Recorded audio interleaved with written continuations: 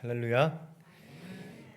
네, 오늘 이 말씀을 준비하면서 저는 그 한 단어 앞에 좀 머무르게 됐습니다.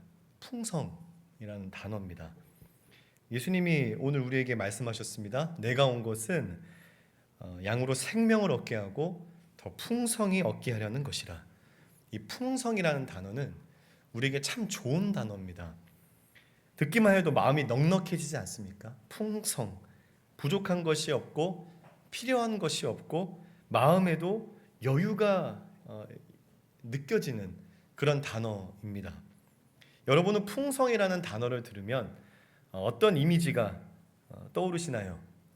노랗게 익은 벼들, 그물 가득 잡힌 물고기, 넉넉한 통장 잔고, 시끌벅적한 명절의 가족들, 그다음에 항상 푸짐하게 차려진 식탁, 빼곡히 들어찬 머리숱 이런 거 풍성하다, 좋겠다 이런 마음 드시지 않습니까?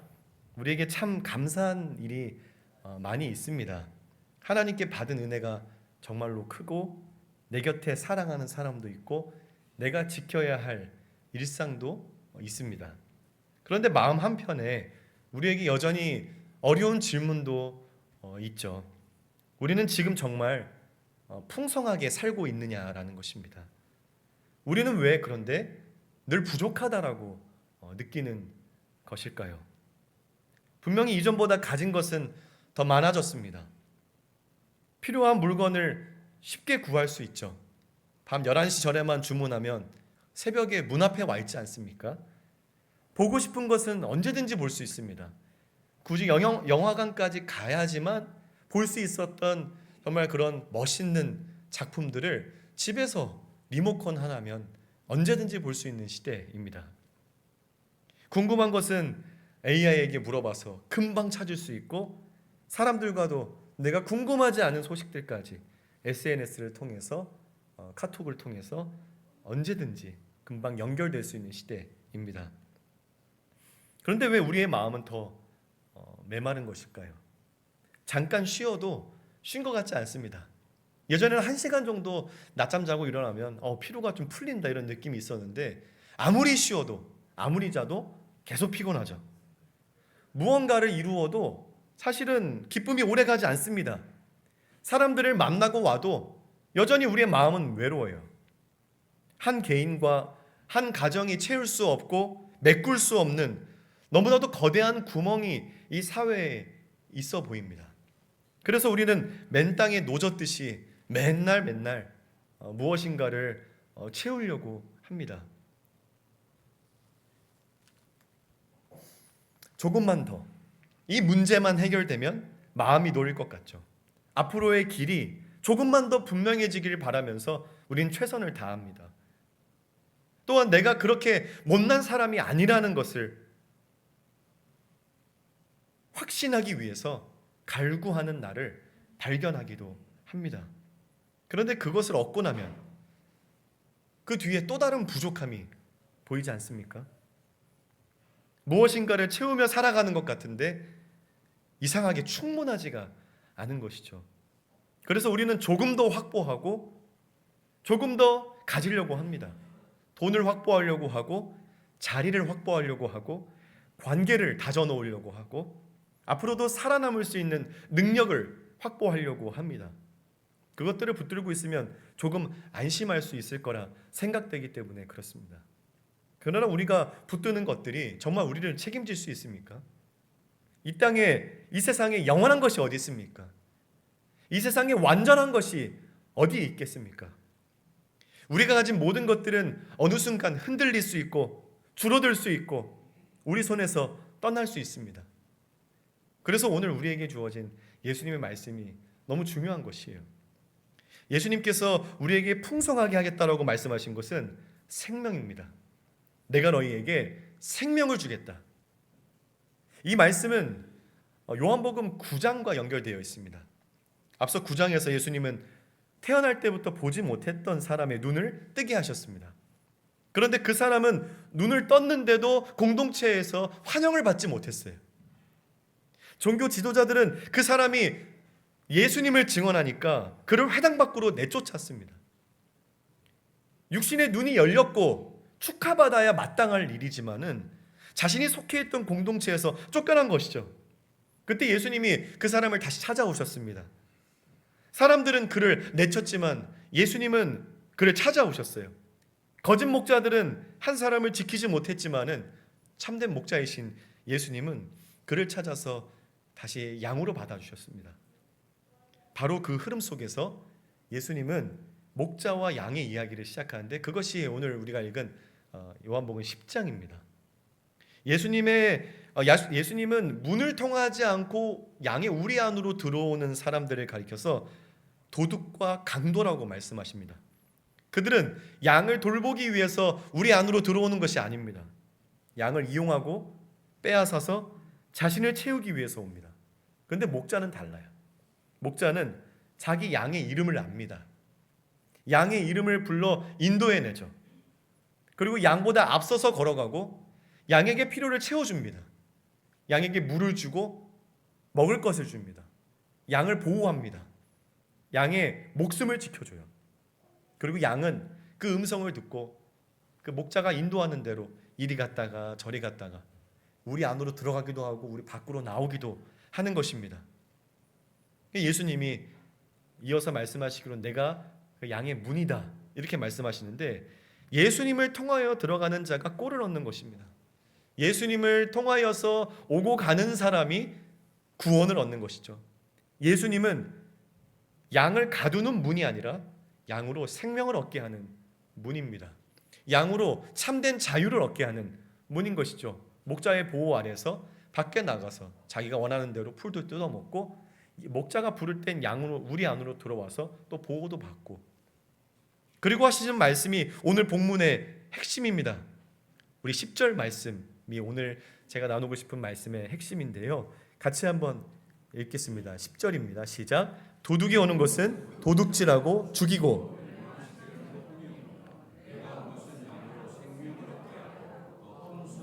얻게 하려는 것이라. 아멘. 예수님은 생명을 얻게 하기 위해서 이 땅에 오셨습니다. 그리고 그 생명을 더 풍성히 얻게 하기 위해서 이 땅에 오셨다 말씀하십니다. 그렇다면 예수님이 여기서 말씀하시는 생명은 무엇일까요?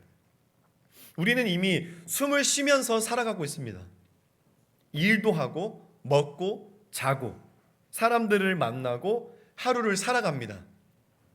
그런데 왜 예수님은 우리에게 생명을 주러 오셨다라고 말씀하는 것일까요? 요한복음에서 생명은 단지 숨을 쉬면서 존재하는 것만을 의미하지는 않습니다. 요한복음에서의 대답이 굉장히 단순한데 요한복음에서 말씀하시는 생명은 곧 예수님입니다. 요한복음 1장은 예수님을 가리켜서 그 안에 생명이 있었다라고 말합니다. 예수님은 나사로의 무덤 앞에서 나는 부활이요 생명이니 라고 말씀하셨습니다. 제자들에게는 내가 곧 길이요 진리요 생명이다 이렇게 가르쳐 주셨죠. 그러므로 예수님께서 내가 온 것은 양으로 생명을 얻게 하려는 것이라 라고 말씀하시는 것은 자신과 분리되어 있는 또 다른 생명을 주시기 위함이 아니라 내가 너희에게 생명 곧 나 자신을 주기 위해서 왔다라고 말씀하는 것이죠. 그렇기 때문에 생명을 얻는다라는 것은 곧 예수님을 얻는다라는 것을 의미합니다. 예수님을 얻는다라는 말은 예수님을 어떤 물건처럼 소유한다라는 말이 아니라 예수님께 속하는 것이고 예수님과 연결되는 것입니다. 우리 안에 예수님이 거하시고 예수 안에 우리가 거하는 것이죠. 그런데 여기서 질문이 생깁니다. 예수님을 얻는 것이 왜 그토록 큰 복이 되는 것일까요? 우리에게는 현실적으로 필요한 것이 많지 않습니까? 예수님을 믿는다고 해서 당장 생활의 부담이 사라지는 것이 아닙니다. 예수님을 믿어도 직장의 문제가 저절로 해결되질 않아요. 예수님을 믿어도 우리를 힘들게 하는 사람이 갑자기 변하는 것이 아닙니다. 예수님을 믿는다고 해서 육신의 질병이 바로 고침받는 것은 아니에요. 그렇다면 왜 예수님을 얻는 것이 복이 되는 것입니까? 우리는 10절에 머무를 수가 없습니다. 계속해서 예수님께서 우리에게 어떻게 생명이 되시는지 말씀하시는 부분을 봐야 됩니다. 11절입니다. 나는 선한 목자라. 선한 목자는 양들을 위하여 목숨을 버리거니와. 아멘. 예수님께서 우리에게 생명을 주실 수 있는 이유는 우리를 위하여 자기 목숨을 내어주셨기 때문에 그렇습니다.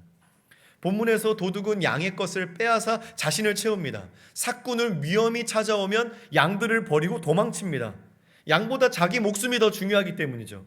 그러나 선한 목자는 다릅니다. 선한 목자는 양의 생명을 빼앗아서 자신을 살리지 않습니다. 자신의 생명을 내어놓아서 양을 살리는 것이죠. 이것이 십자가에서 드러나지 않았습니까? 우리는 생명의 근원이신 하나님을 떠난 인생입니다. 하나님이 주신 것들이 너무 많은데 하나님이 주신지도 모르고 그냥 주신 것들을 하나님처럼 모시면서 살아갈 수밖에 없는 존재가 바로 저와 여러분들이었어요. 하나님 없이도 내 인생 충분히 꾸려갈 수 있다라고 여겨왔습니다. 더 확보하면 더 잘 살 수 있을 것이라고 여겼고 인정받으면 괜찮을 것이라고 생각했습니다. 더 강해지고 더 많이 배우고 더 안전을 확보하면 내가 흔들리지 않을 수 있지 않을까? 그 대표적인 상징이 구약의 바벨탑입니다.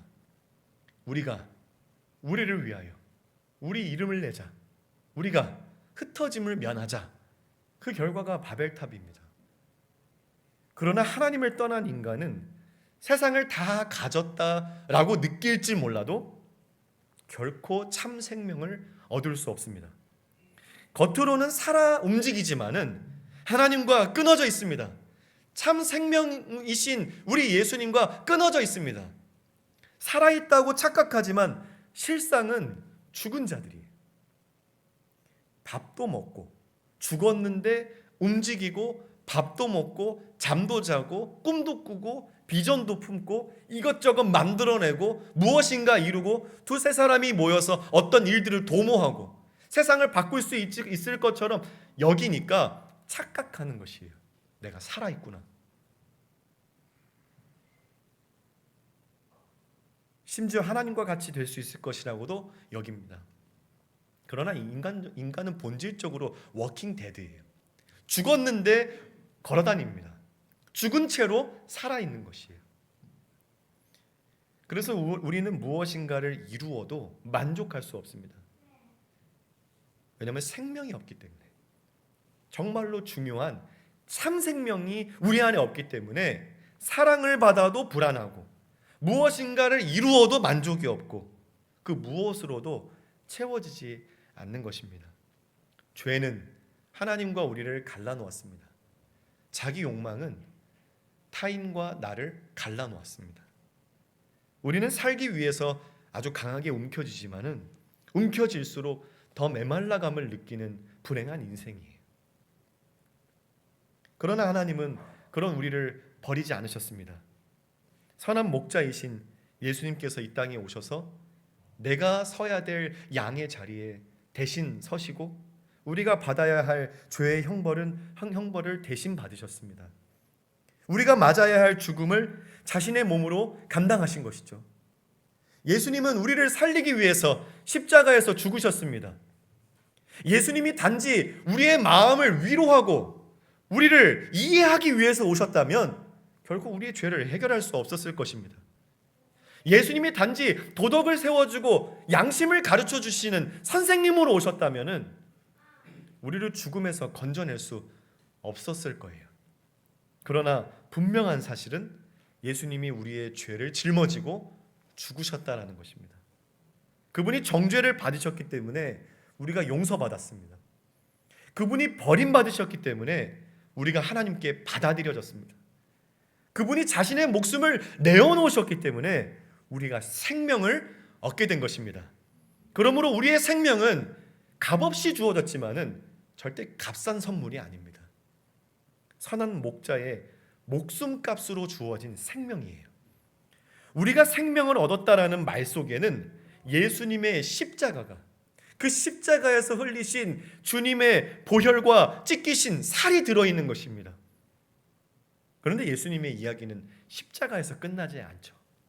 17절과 18절에서 예수님 말씀하십니다. 내가 내 목숨을 버리는 것은 그것을 내가 다시 얻기 위함이니 이를 내게서 빼앗는 자가 있는 것이 아니라 내가 스스로 버리노라. 나는 버릴 권세도 있고 다시 얻을 권세도 있으니. 아멘. 예수님께서는 말씀하신 대로 십자가에서 죽으시고 다시 부활하셨습니다. 십자가에서 죽으신 예수님이시기 때문에 우리의 죄를 담당하실 수 있죠. 그리고 부활하신 예수님이기 때문에 우리에게 영원한 생명을 주실 수 있는 것입니다. 십자가만 있고 부활이 없다면 예수님은 우리를 위하여서 죽으신 위대한 희생자로 기억되었을 것입니다. 그분도 죽음의 권세를 이기지 못했다면 어떻게 우리에게 영원한 생명이 될 수 있겠습니까? 반대로 부활만 말하고 십자가를 말하지 않는다면 우리의 죄가 어떻게 사함받았는지를 우리는 절대 알 수 없겠죠. 예수님은 우리의 죄를 위하여 죽으셨고 죽음의 권세를 깨뜨리고 다시 살아나셨습니다. 그러므로 예수님이 주시는 생명은 죽은 채로 살아가도록 만든 우리의 모든 죄를 용서하시는 생명이면서 동시에 죽음도 빼앗을 수 없는 부활의 생명이라는 것입니다. 우리가 가진 생명 안에는 십자가와 부활이 함께 들어있는 것이에요. 이것이 생명을 얻는 일, 예수를 얻는 일이 우리에게 참으로 복이 되는 이유인 것입니다. 죽은 채로 살아가던 자들이 살아있게 되는 것, 결코 만족할 수 없는 인생이 예수 한 분만으로 만족하게 되는 인생, 그래서 복이 되는 것이죠. 세상에 얻을 수 있는 좋은 것들은 모두 귀한 것들입니다. 돈도 우리에게 필요하고 우리가 일할 수 있는 자리도 귀하죠. 사람과의 관계도 소중한 것들입니다. 몸의 건강도 하나님이 주신 선물이에요. 그러나 그것들은 본질적으로 우리의 생명이 될 수는 없습니다. 생명이 될 수 없을 뿐만 아니라 영원하지도 못하고 온전하지도 못합니다. 직장은 언젠가 떠나야 돼요. 사람들의 평가와 인정은 시마다 때마다 달라질 수 있는 것입니다. 모아놓은 것은 줄어들 수 있고 몸은 계속해서 쇠약해져 갑니다. 우리가 세운 계획은 예상하지 못한 사건 앞에서 언제든지 취소될 수 있고 어그러질 수 있고 흔들릴 수 있습니다. 그러나 십자가에서 죽으시고 부활하신 예수님은 다릅니다. 실패도 가난도 질병도 우리를 향한 예수님의 사랑을 결코 취소하지 못합니다. 사람들이 아무리 우리를 거절하고 인정해주지 않는다 할지라도 예수님이 우리를 아신다라는 사실을 바꾸지 못해요. 죽음조차도 우리를 그분의 손에서 빼앗을 수 없습니다. 왜냐하면 예수님이 우리의 생명이시기 때문입니다. 예수님을 얻으면 모든 문제가 사라지는 것은 아니지만 모든 문제 속에서도 살아있게 하는 생명을 얻습니다. 우리의 육신이 죽음을 맞이한다 하더라도 그것이 우리의 마지막은 아닙니다. 부활하신 예수님께서 우리도 마지막 날에 다시 살리실 것이기 때문입니다. 예수님께서 다시 오시는 날 지금 우리가 믿음으로 누리는 이 생명은 온전하게 드러나게 될 것입니다. 그날에는 더 이상 죄의 관성이 우리를 끌어당기지 못할 것이에요. 죽음도 없고 이별도 없고 하나님과의 사귐을 방해하는 어떤 세력도 없을 것입니다. 우리는 그날에 부활한 몸으로 생명이신 예수님을 얼굴과 얼굴을 대하여 보게 될 것입니다. 그렇기 때문에 예수님이 주시는 생명은 오늘 우리의 마음을 잠깐 위로하고 마는 그런 생명이 아닙니다. 예수님이 우리에게 주시는 생명은 오늘 우리를 살리실 뿐만 아니라 다가올 죽음 속에서도 우리를 붙들어 주시고 마지막 날 우리를 다시 일으키실 부활의 생명이에요. 이것이 우리가 얻은 예수 그리스도입니다. 제가 예전에 광고에서 잠깐 스쳐 지나갔던 만화 제목이 있습니다. 제가 그게 너무 인상 깊어서 기억을 하는데 로또 1등도 출근합니다 라는 만화입니다. 평범한 직장인이 로또 1등에 당첨이 됩니다. 그런데 이 사람은 당장 회사를 그만두지 않아요. 다음 날에도 똑같이 출근합니다. 출근하는 장소도 같고 자기가 감당해야 될 일도 똑같고 자기를 계속 괴롭히던 직장의 어떤 시스템이나 상사도 그대로 있습니다. 현실이 크게 달라지지 않은 것이죠. 그러나 그의 마음은 이전과 아주 달라요. 자기에게 무엇이 있는지 알기 때문에 로또 1등 이 종이가 자기에게 있지 않습니까? 어제와 같은 회사에 출근하지만 어제와는 전혀 다른 마음으로 인생을 살아갑니다. 물론 로또 당첨을 예수님과 비교할 수는 없지만 이 이야기가 보여주는 것이 하나 있습니다. 자신에게 무엇이 주어졌는지를 아는 사람은 같은 일상을 다르게 살아간다는 것입니다. 사랑하는 여러분, 저 여러분은 무엇을 가진 사람입니까? 우리는 예수님을 가진 사람입니다. 우리에게 주신 예수님은 언젠간 좋은 일이 일어날 거야 라는 막연한 가능성이 아닙니다. 이미 십자가에서 우리의 죄를 담당하신 예수님이에요. 이미 죽음의 권세를 깨뜨리고 다시 살아나신 예수님입니다. 지금 우리를 알고 지금 우리를 부르시고 지금 우리보다 앞장서서 걸어가시는 선한 목자예요. 영원부터 영원까지 우리를 책임지시는 영원한 우리의 왕이십니다. 그렇다면 우리는 예수님을 가졌다는 사실로 오늘을 다르게 살아가고 계십니까? 우리의 일터가 어제와 같을 수 있습니다. 가정의 문제가 그대로일 수 있어요. 해결되지 않는 일이 태산입니다. 하나 해결하면 야, 이 골치 아픈 거 해결했더니 더 골치 아픈 일이 생겼네. 내일이 여전히 안개처럼 불투명할 수도 있습니다. 그러나 우리는 예수 그리스도를 가졌습니다. 예수님을 가졌다라는 것이 우리에게 있어서 저는 사실 가진 게 별로 없지만 그래도 예수님 때문에 버틸게요, 이 정도의 의미로 그쳐서는 안 됩니다. 더 분명하게 고백할 수 있어야 돼요. 나는 예수님을 가졌습니다. 그리고 그 예수님이 나의 전부이십니다. 이 고백은 현실을 부정하는 고백이 아니에요. 문제가 있는데 문제가 없는 것처럼 살아가는 것이 아닙니다. 아픈데 아프지 않은 것처럼 살아가는 것이 아니에요. 다만 나의 생명과 나의 행복이 상황과 환경에 있지 아니하고 형편에 있지 아니하고 예수님께 있다라는 고백인 것입니다. 이 고백이 우리 모두의 고백이 되기를 주님의 이름으로 축원합니다. 이제 이 10절의 말씀을 조금 더 자세히 보겠습니다. 내가 온 것은 생명을 얻게 하고 더 풍성히 얻게 하라는 것이라. 이 말씀을 좀 자연스럽게 풀면 이렇게 말할 수 있습니다. 내가 온 것은 너희가 생명을 얻고 그 얻은 생명을 충만히 누리게 하라는 것이라. 이 생명을 얻는다라는 것은 예수님을 얻는 것입니다. 그리고 그 생명을 풍성히 누린다라는 것은 이미 얻은 생명을, 이미 우리에게 주어진 예수님을 더 깊이 알고 더 가까이 사귀고 성도들과 함께 그 생명을 누리며 더 분명히 예수님을 닮아가는 것이에요. 여기서 우리가 오해하지 말아야 될 부분은 우리가 예수님을 처음 믿을 때 예수님의 일부만 받고 신앙생활을 오래 하면 할수록 예수님을 더 많이 가지게 된다, 이런 뜻이 아닙니다. 예수님은 자신을 온전히 우리에게 주셨어요. 그리스도 안에서 우리의 생명은 부족하지 않습니다. 우리가 처음 예수님을 믿을 때 우리에게 주어진 생명은 온전한 생명입니다. 우리에게 주어진 예수님은 부족하지 않아요. 예전에 담임 목사님이 성령에 대해서 설교하실 때처럼 우리가 받은 성령은 그때부터 충만한 것처럼 우리에게 주어진 예수님도 충만하게 주어졌습니다. 그러나 우리는 살아가면서 그 예수님을 매우 얕게 알고 살아갈 수 있습니다.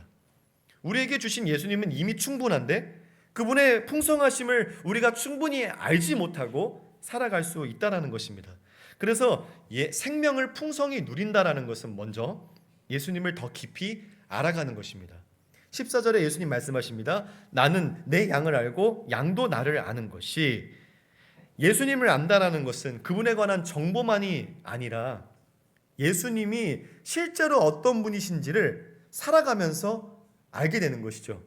처음에는 예수님을 나의 죄를 용서해 주신 분으로만 알았습니다. 그런데 점점 더 성부와 성자가 서로를 아시듯이 내가 예수님을 더욱 자세히 알게 되는 것이죠. 내가 나 자신을 포기하고 싶을 때에도 나를 절대 포기하지 않으시는 그런 분이심을 내가 알게 됩니다. 기도해도 아무것도 변하지 않는 것처럼 보일 그때에도 나를 붙들고 계시는 분이 우리 예수님이시라는 것을 알게 되는 것이죠. 내가 걸어가고 있는 이 길 도저히 이해할 수 없고 하나님의 뜻이 대체 어디에 있고 하나님의 계획이 대체 뭐야? 라고 물어볼 수밖에 없는 답답한 현실 속에서도 기다려주시고 나보다 먼저 앞장서시면서 우리의 앞길을 밝혀주시는 그런 목자라는 것을 우리가 알게 되는 것입니다. 모든 일이 잘 될 때 예수님이 선하시다라고 고백하는 것은 그리 어렵지 않아요. 그러나 계획이 무너졌을 때, 기다림이 길어질 때, 내가 원하는 응답을 받지 못했을 때에도 하나님이 선하시다라는 것을 고백하는 것은 쉽지 않습니다. 그러나 그것이 예수님을 더 깊이 아는 것이에요. 성경이 이미 증언한 그 예수님을 나의 삶에서 실제적으로 경험하고 알아가는 것, 그것이 예수님을 참으로 아는 것입니다. 사랑하는 여러분, 우리가 예수님을 믿는 시간이 길어질수록 그분을 더 깊이 알아가고 계십니까? 구원받은 이후 나의 삶을 지나오면서 새롭게 알게 된 예수님은 어떤 분이십니까? 오늘 주일이니만큼 예배를 마치시고 나면 좀 고민해 보시면 좋겠어요. 내가 새롭게 알게 된 예수님은 어떤 분이신가? 성경에서 말씀하시는 예수님을 내가 얼만큼 알고 있는가? 난 얼만큼 경험했는가? 고민해 보시고 성도들과 또 가족들과 진지하게 예수님에 대해서, 주일이니까 예수님에 대해서 나눠보실 수 있기를 바랍니다. 생명을 풍성히 누린다는 것은 또한 예수님과 더 가까이 사귀는 것입니다. 요한복음 10장에서 양은 목자의 음성을 듣습니다. 목자는 자기 양의 이름을 부르고 양은 그 음성을 알고 따라갑니다. 우리는 그런데 예수님을 믿으면서도 실제로는 예수님과 상의하지 않고 살아갈 때가 많습니다. 중요한 일을 앞두고 먼저 될까 안 될까를 계산합니다. 사람을 대할 때는 먼저 내가 원하는 반응을 이끌어내기 위한 나의 모습을 갖추죠. 불안함이 찾아오면 혼자 생각 속에서 수십 가지의 결론을 이미 만들어냅니다. 그렇게 모든 판단을 마친 후에 예수님 앞에 나와서 내가 결정한 일이 잘 되게 해달라고 기도하죠.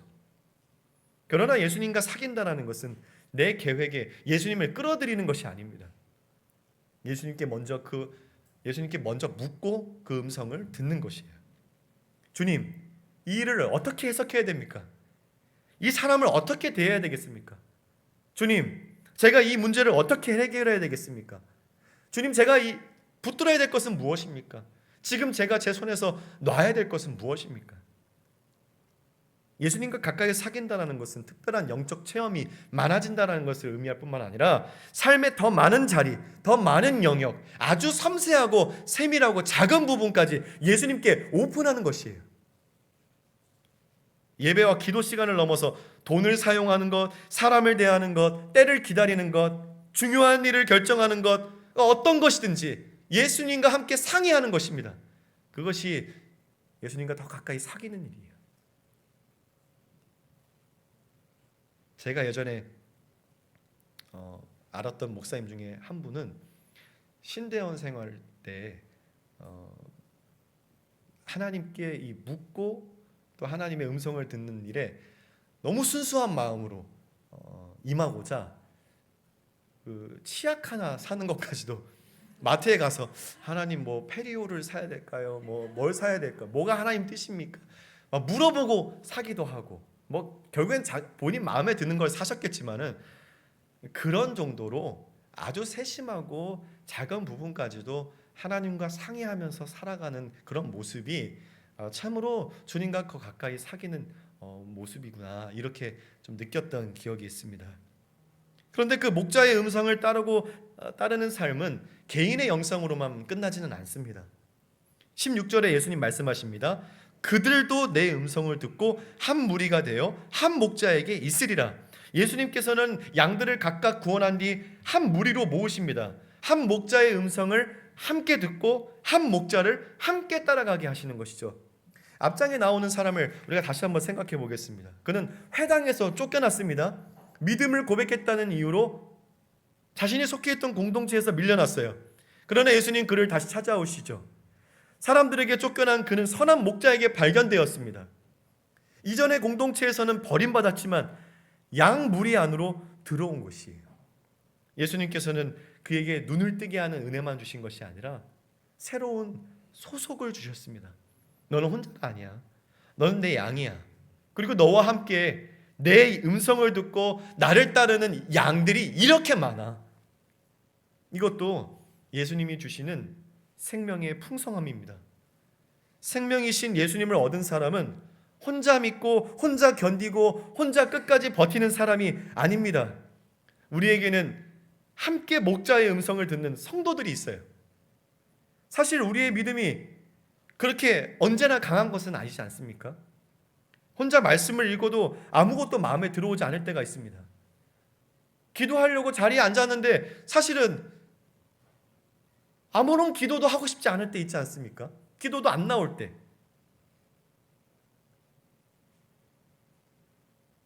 하나님께서 정말 나를 붙들고 계신가? 하나님 정말 선하신가?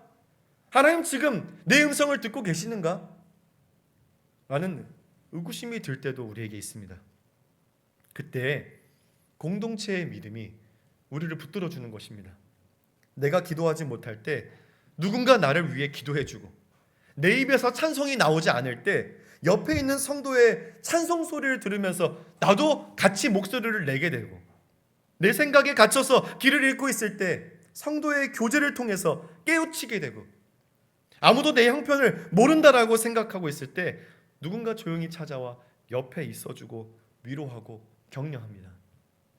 예수님께서는 이렇게 여러 성도들을 통해서 목자의 돌보심을 경험하게 하십니다. 우리는 누군가의 기도를 통해서 나를 위하여 간구하시는 주님의 사랑을 경험합니다. 누군가의 기다림을 통해서 나를 포기하지 않으시는 하나님의 사랑을 경험하는 것이죠. 누군가가 함께 져주는 짐을 통해서 내 무게를, 내가 지고 있는 삶의 무게를 결코 외면치 않으시는 예수님의 손길을 느끼게 되는 것입니다. 그래서 성도의 교제는 친목 모임이 아닙니다. 성도의 교제는 내게 주신 생명, 예수님을 함께 누리는 그런 공동체, 그런 모임입니다. 그러니까 와서 우리는 그냥 왁자지껄 떠들고 지난주 무슨 일 있었어? 어떻게 지냈어? 와 정말 좋겠다, 축하해. 그리고 헤어지는 공동체가 아닙니다. 우리 안에 있는 생명을 이번 주에 어떻게 경험했어? 예수님과 어떻게 사귀었어? 이런 것들을 나누는 공동체예요. 서로를 위해 기도해주고, 옆 사람을 위해 더 큰 소리로 찬송해주고, 혼자 있는 사람에게 다가가서 함께 이야기를 들어주고 있어주고 위로해주는 그런 공동체, 그런 교제가 성도의 교제인 것입니다.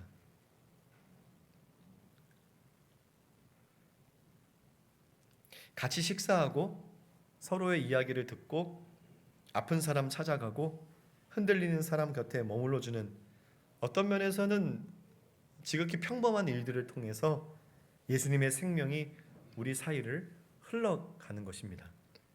그러나 우리는 공동체 안에서 얼마나 우리의 모습을 감출 때가 많습니까? 괜찮지 않은데 괜찮은 척하고, 도움이 필요한데 폐를 끼칠까 봐 말하지 않고, 상처받을 것이 두려워서 일정한 거리를 두고 더 이상 가까워지지 않으려고 합니다. 누군가의 짐을 알게 되면 내가 책임져야 될까 봐 물어보지도 않아요. 그렇게 우리는 한 무리 안에 있으면서도 각자 홀로 살아갈 수 있다라는 것입니다. 그러나 예수님께서 주시는 풍성한 생명은 홀로가 아니라 함께입니다. 서로에게 연약함을 내어 보일 줄 알아야 돼요. 다른 성도의 믿음에 기대어 보기도 하고, 내가 받은 은혜로 다시 누군가를 붙들어 주기도 하는 그런 삶입니다. 물론 공동체는 완전하지가 않아요. 교회 안에서도 실망할 수 있고 상처받을 수 있습니다. 성도들이, 심지어 목회자들까지도 언제나 나의 마음을 정확하게 이해해주고 다 그렇게 아는 것은 아니에요. 그러나 우리가 함께하는 이유는 우리가 완전하기 때문이 아니지 않습니까? 우리가 함께하는 이유는 우리 모두가 다 한 선한 목자에게 속해 있기 때문에 함께하는 건 아닙니까? 저를 포함해서 친구들 교회 모든 분들이 예수님께서 목숨을 내어주신 양입니다. 내가 불편하게 느끼는 분들도 예수님께서 그 이름을 알고 부르신 양이에요. 그러므로 우리는 서로를 절대 쉽게 포기하지 않습니다. 사랑하는 여러분, 여러분은 지금 누구와 함께 신앙생활하고 있습니까? 나의 형편을 솔직하게 나눌 성도가 있습니까?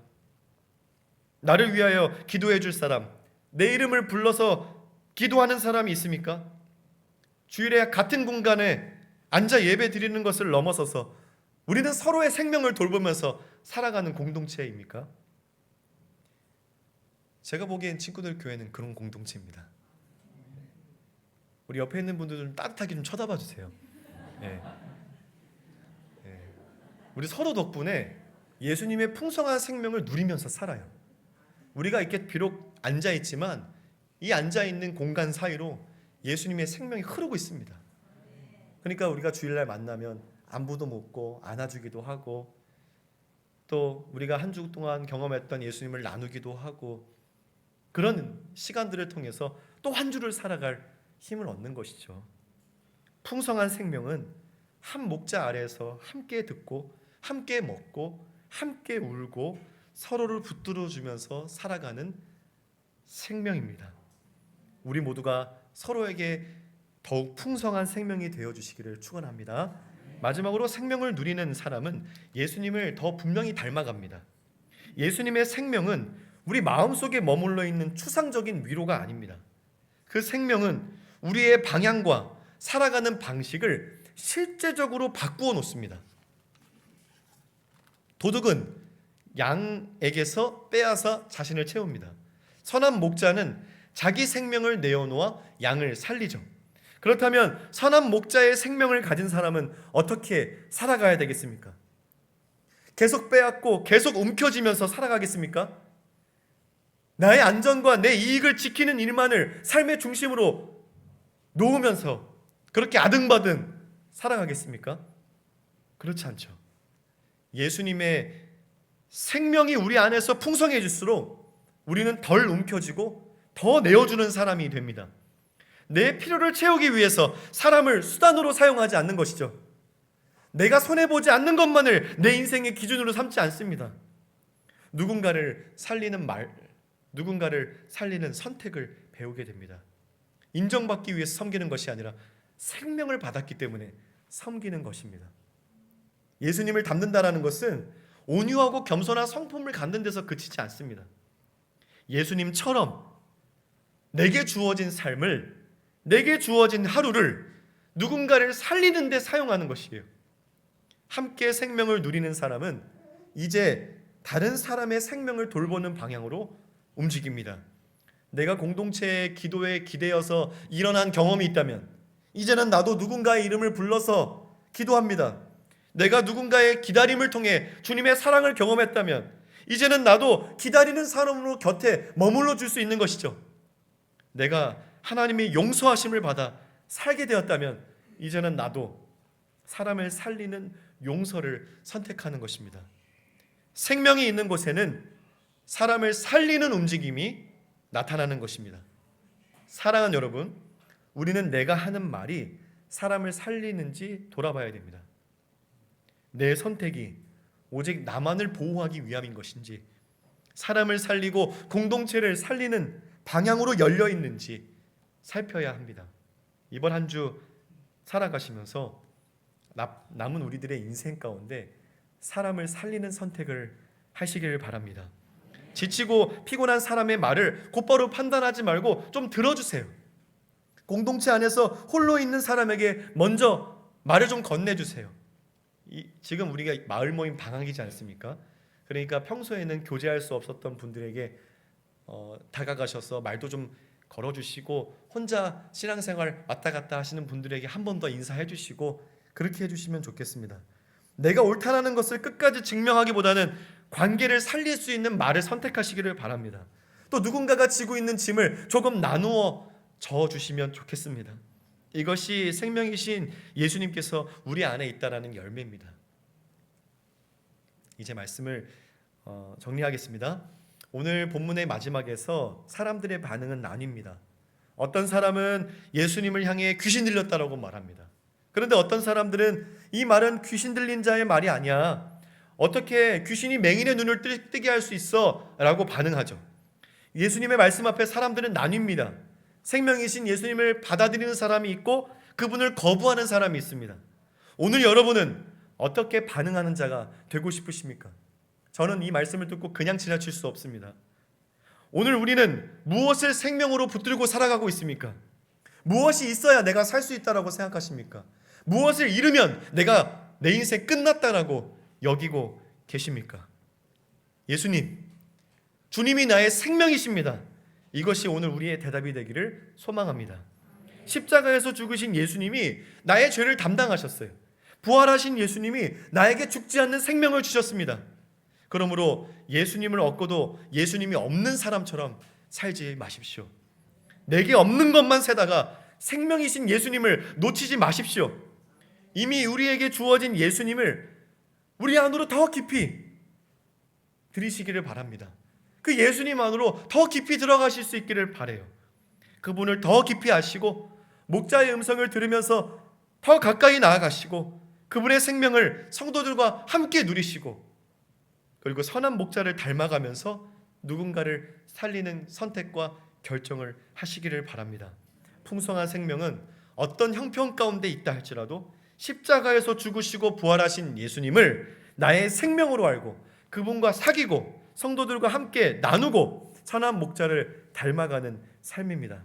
사랑하는 여러분, 예수님이 우리의 생명이십니다. 그리고 우리 삶은 예수님으로 충분합니다.